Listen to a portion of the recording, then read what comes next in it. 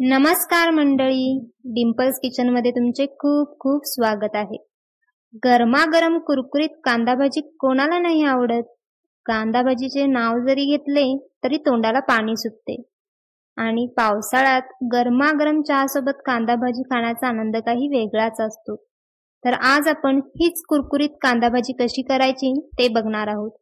एकदम सोपी पद्धत आहे, तर चला रेसिपीला सुरुवात करूया। कांदा भाजी बनवण्यासाठी इथे मी 3 मध्यम आकाराचे कांदे असे उभे कापून घेतले आहेत।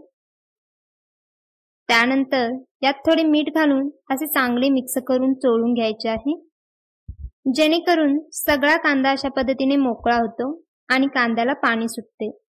त्यामुळे भजीसाठी वेगळे असे पाणी घालण्याची गरज पडत नाही। तर यामुळे काय होते, तर भजी कुरकुरीत होण्यासाठी मदत होते।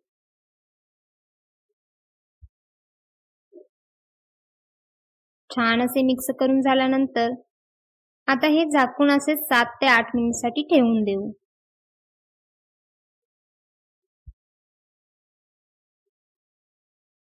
एक 8 मिनिट नंतर इथे तुम्ही बघू शकता कांद्याला पाणी सुटले आहे।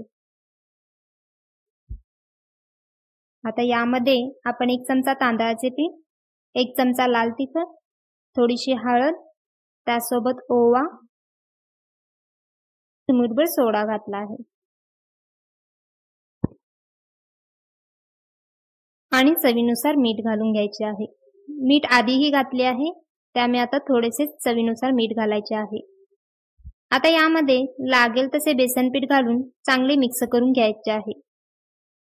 इथे मला बरोबर 4 मोठे चमचे आणि अर्धा चमचा असे पीठ लागले आहे।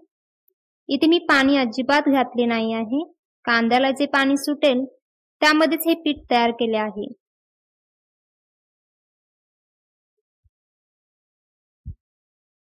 जसे जसे लागल तसे तसे पीठ ऍड करून छान असे मिक्स करून घ्यायचे आहे।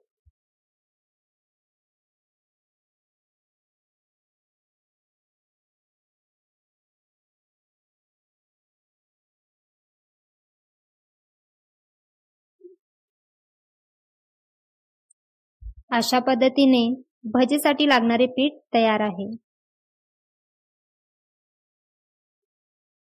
इथे मी भजी तळण्यासाठी तेल गरम करत ठेवले आहे।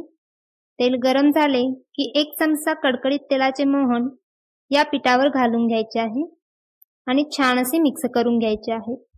यामुळे काय होते, तर भजी एकदम कुरकुरीत व्हायला मदत होते। त्यामुळे भजी बनवताना ही स्टेप अजिबात चुकू नका। यानंतर आता भजी तेलात सोडून तळून घेऊ। भजी मध्यम गॅसवर तळायचे आहे, म्हणजे व्यवस्थित तळले जातात आणि तेल ही कडकडीत गरम असले पाहिजे।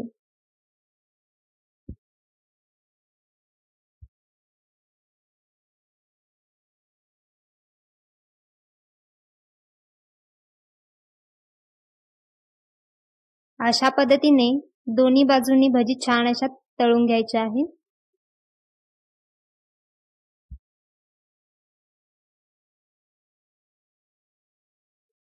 भज्यांना असा गोल्डन ब्राउन रंग येईपर्यंत तळून घ्यायचा आहे।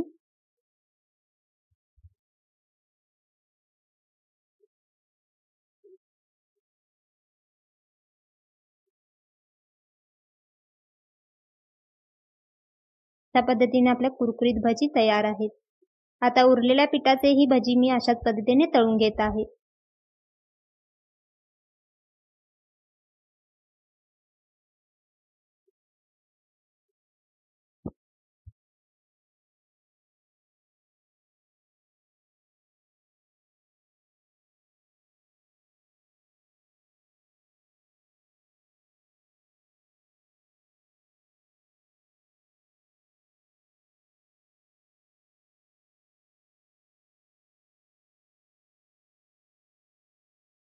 मस्त अशा कुरकुरीत कांदा भाजी तयार आहेत आणि अशा पद्धतीने कांदा भाजी केलात तर एकदम कुरकुरीत होतात आणि जास्त वेळ जरी झाला तरी कुरकुरीत राहतात।